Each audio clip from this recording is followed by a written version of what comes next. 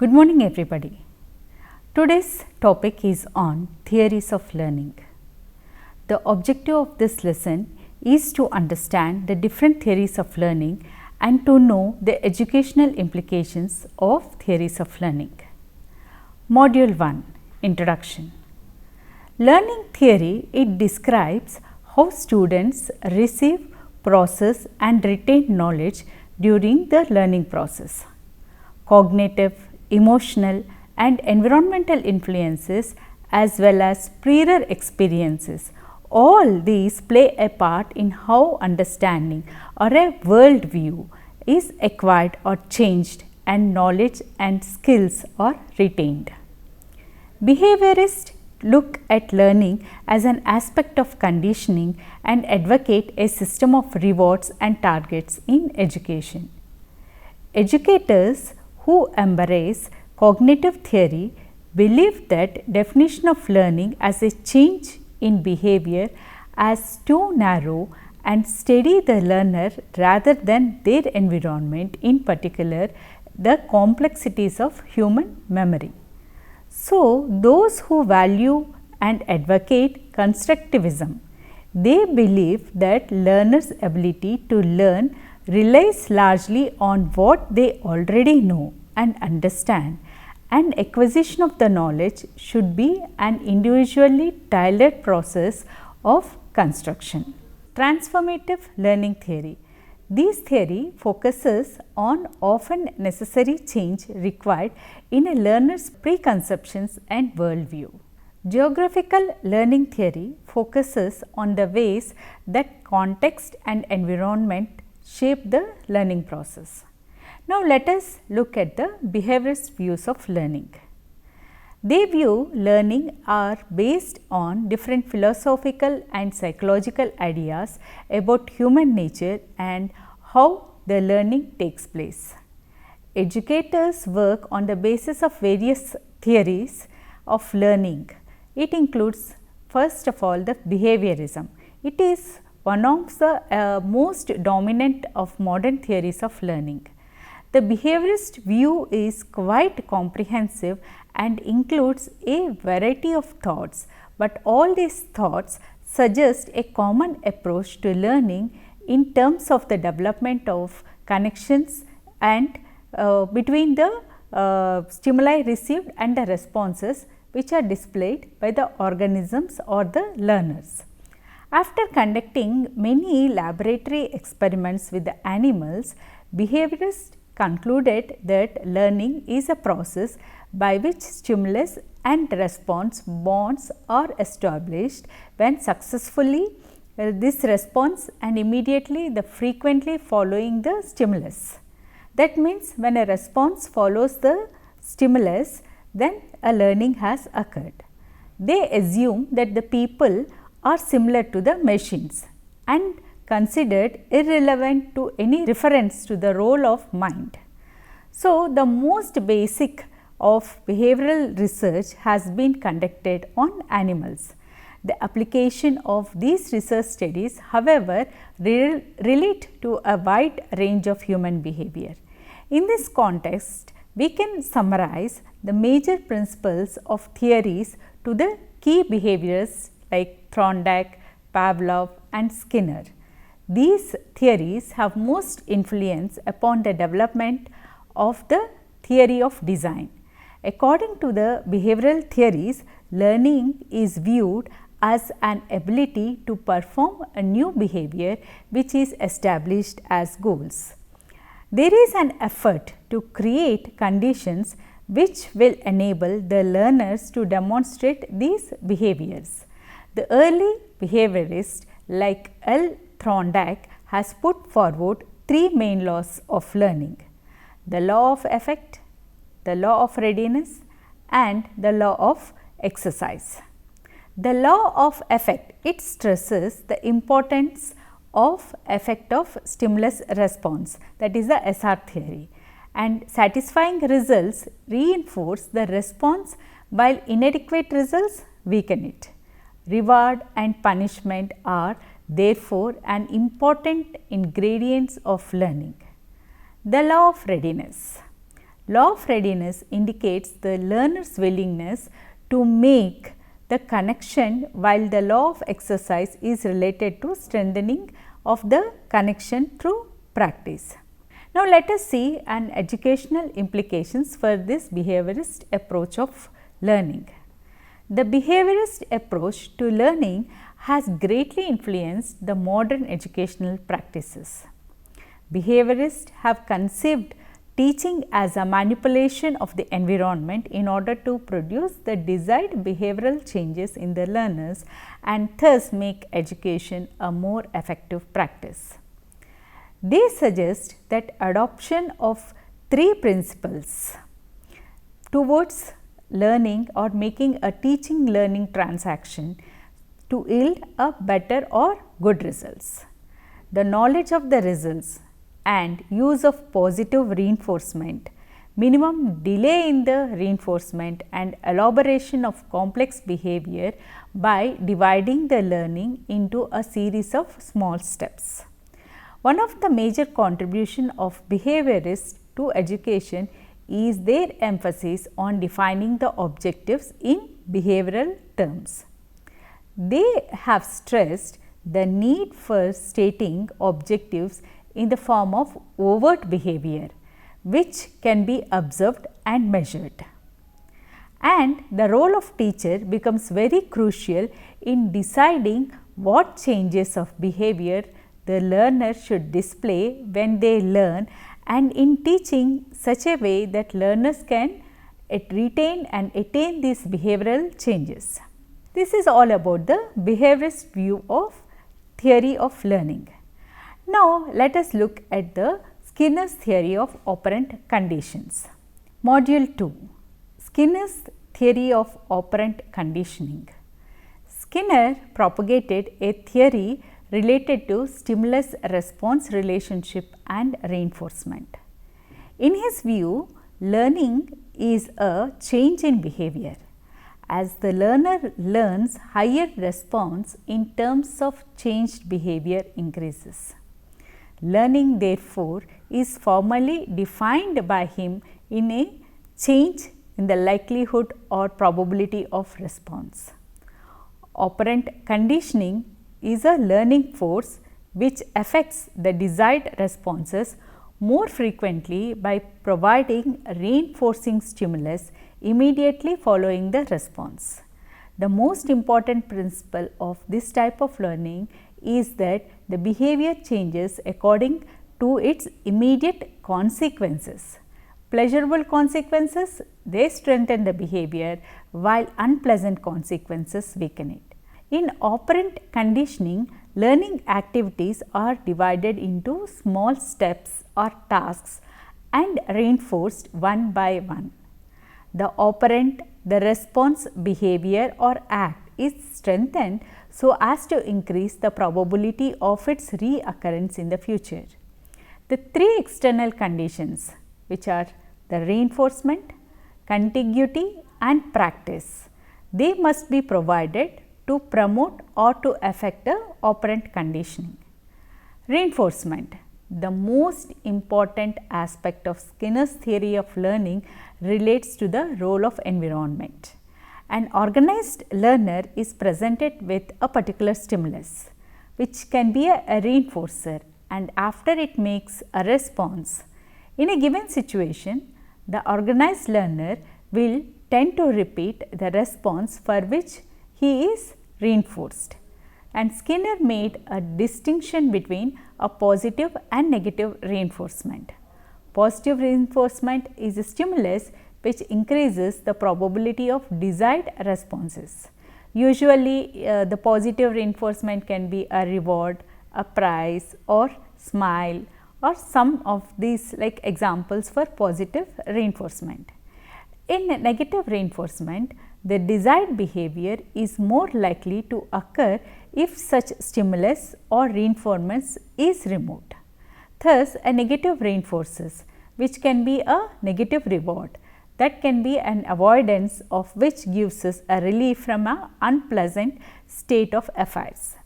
Skinner did not equate negative reinforcement with a punishment.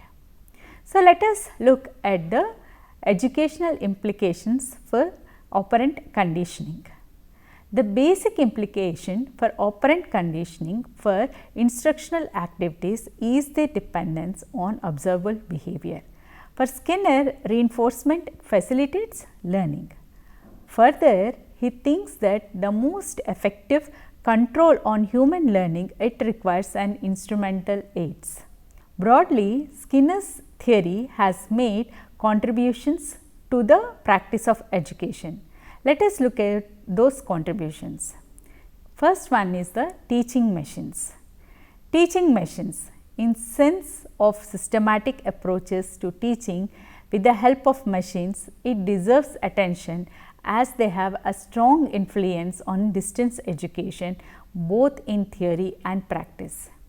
In this method, the machines present the individual learners with a series of questions to be answered and the problems to be solved or exercises to be done. In addition, they provide automatic feedback to the learners. Teaching through machines or electronic gadgets encourages the learner to take an active part in the instructional process. The use of machines as a teaching devices has many advantages. The first advantage is that the right answers are immediately reinforced.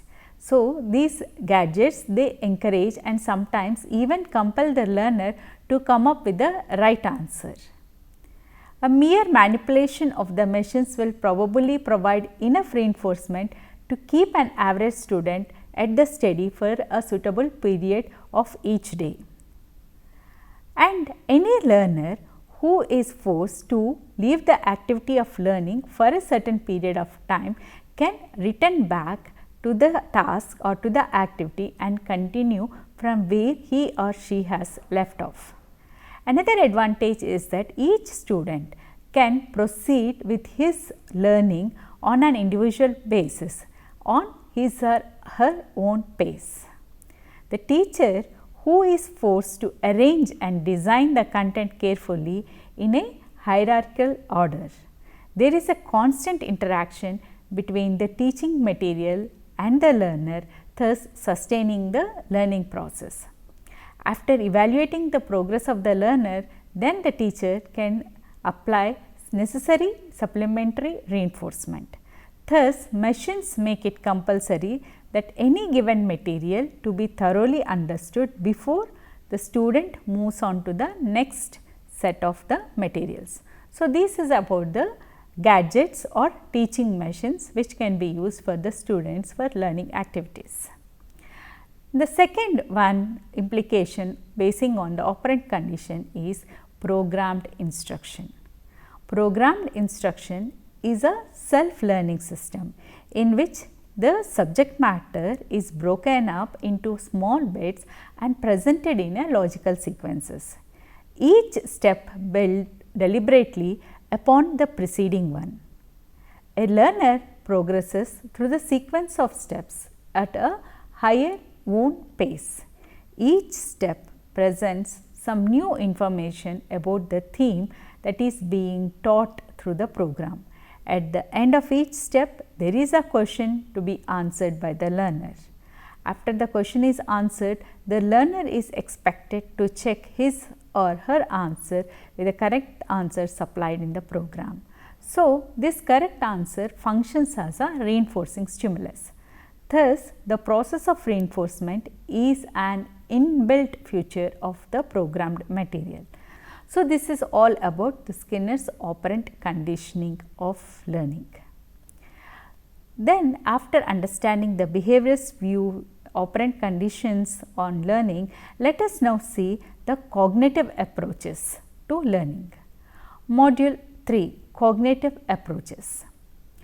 Cognitive approach has taken an important place in psychology of learning over the last few decades and has posed a challenge to behaviorism. It has put an agenda of the nature of complex mental process of a learner.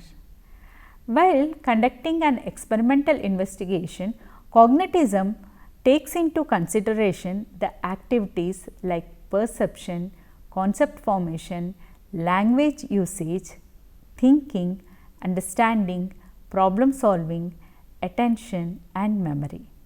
Thus, the cognitive approach is concerned with individuals' inner psychological functioning and it strongly contends behaviorist emphasis on overt behavior.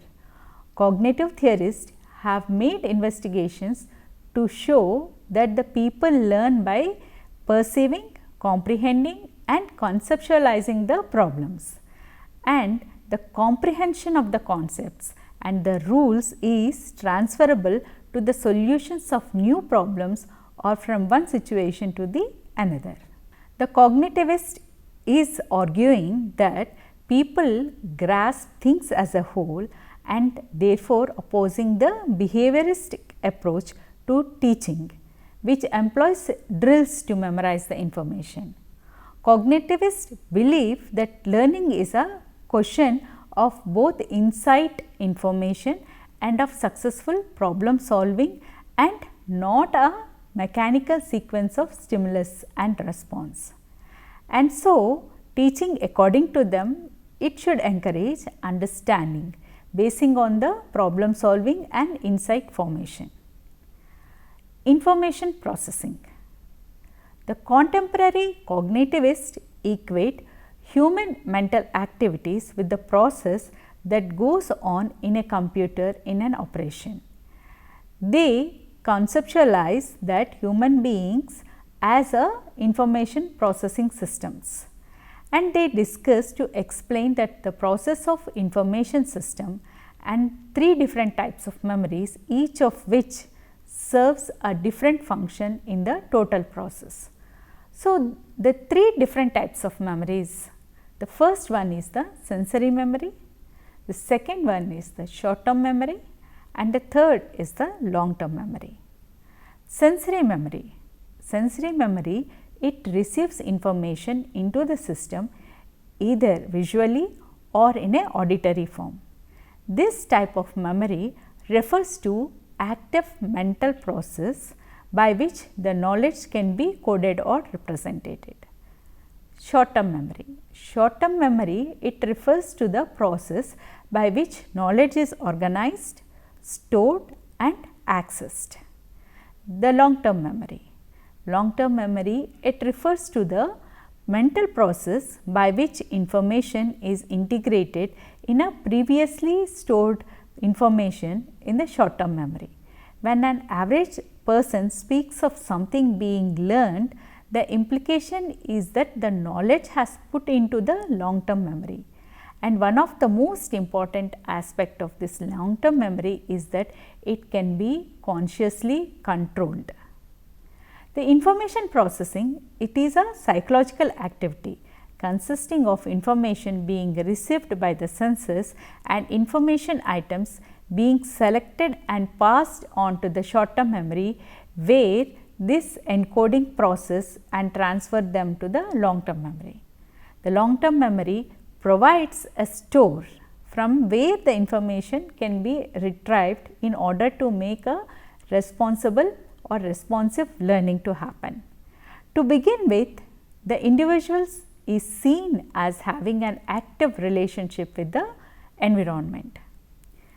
Here the intentions, the goals and the things of alternative strategies to achieve these goals are all placed in the memory, and thinking is essentially a purposive activity. So, this is about the cognitive approach. Now, let us look at the educational implications for this approach of learning. So, what is the contribution for this school of thought of educational practices? Cognitive psychologists, they have investigated that complex mental behaviors in a scientific way, and their views are becoming increasingly important in their application to the education and instruction. The major emphasis of this approach is on how to design the educational activities in order to promote the cognitive learning. So, we will see the educational implications of this approach. The most important aspect for cognitive approach to education relates to promoting retention of knowledge acquired through the learning. So, this is all about the cognitive approach of learning. Now, let us look at the Bruners discovery learning. Module 4, Bruners discovery learning.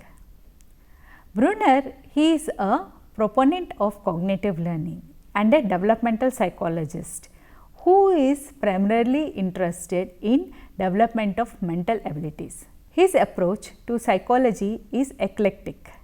He looks at human beings as information processors, thinkers, creators, and treats learners as a reactive organisms. So, in order to achieve this learning or information, he sees that the individual or organism should actively select, structure, retain and transform whatever has been learned to achieve the goals.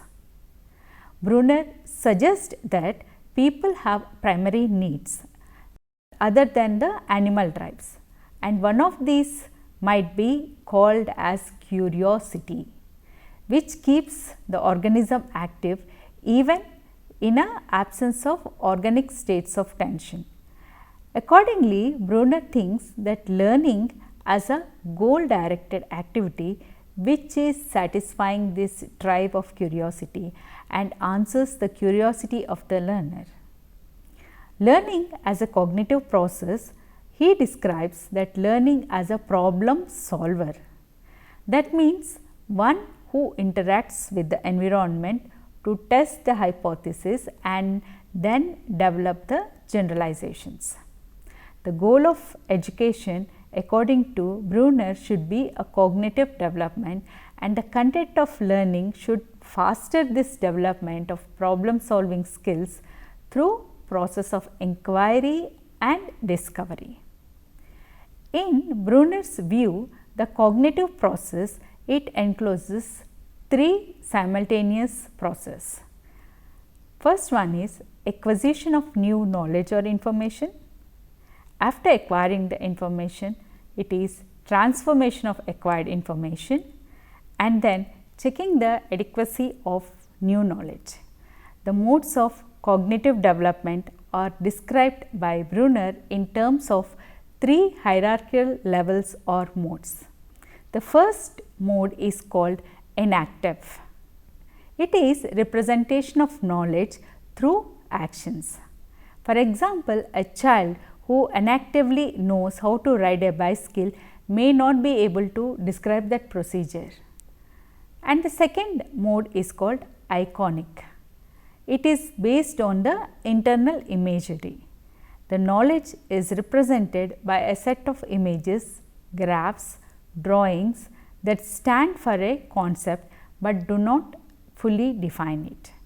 The third and the most advanced mode is the symbolic representation. That means use of words or any other symbols to describe a concept or an experience. Symbolic representation is based on abstract, arbitrary and more flexible system of thought. At this stage, language becomes more important as a medium of both reception and expression of ideas. Autonomous learners advocate that learning happens very freely in the children. He suggests that when the learner is allowed to approach learning as an act of discovery, then the children will increasingly engage himself or herself in learning with autonomy of self-reward. In other words, the learner is providing for his or her own stimulation and in this way arouses his or her own curiosity. Brunner argues that the teacher's role here must be create an environment in which the learners can learn on their own without the help of pre-packaged information. He suggests that the learner should also learn through their active involvement with the content. His work was thus influential in open school system and other humanistic approaches also to learning. The most important goal of education here is that the teachers should value learning for its own sake and enable the students to acquire them in their own knowledge they require or according to their need. So, Bruners' learning should be a flexible, exploratory, and the institutions should arouse the learner's curiosity, which will minimize the risk of failure and make activities relevant to them. Bruners' theory of instruction, he defines learning as a process in which the learner achieves the instructional objectives with little or no help from the teacher. For him, a theory of instruction should cover major aspects like the instruction should emphasize and should be placed upon the learner's skill in handling the things and perceiving and grasping the subject.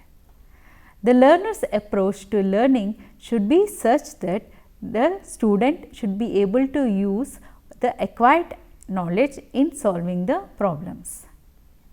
And he emphasized that subject matter should be presented enactively, iconically and symbolically, so that the learners can acquire optimal comprehension and generalized set of ideas or principles. Bruners recognizes the role of extrinsic and intrinsic rewards which promote learning, but he thinks that intrinsic rewards are more important. He sees that intrinsic rewards in the form of satisfaction gained from solving the problems quickly and the interest and the involvement in learning, the pleasure received from the intellectual mastery of it. And he emphasized that discovering the learning increases motivation and strengthens the learner's tendency to carry out his or her learning activities with the autonomy, and that goes along with the self-report. So, this is all about Bruners' discovery of learning. So, after having understood about the behaviorist view, the operant conditioning of learning and Bruners' theory of learning or discovery of learning, now let us see what the social cognitive view of learning. Module 5, Social Cognitive View of Learning. During 1960s and 70s, a new view of learning emerged on the basis of the research done by Albert Bandura. He is a scientist or a professor from Stanford University, and his theory is an outgrowth of the behavioral theory of learning that he believed lacked a complete explanation for learning. He incorporated many contributions from cognitive theorists into what he is known as the observational learning. Bandura believes that people are neither driven by inner forces nor automatically shaped by external forces. Rather, they are creative. They are active participants in shaping their own lives. In other words, people are proactive rather than reactive.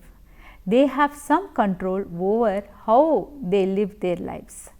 The general principles that support this social cognitive view of learning is that the people learn through a process of modeling and observing others' behavior.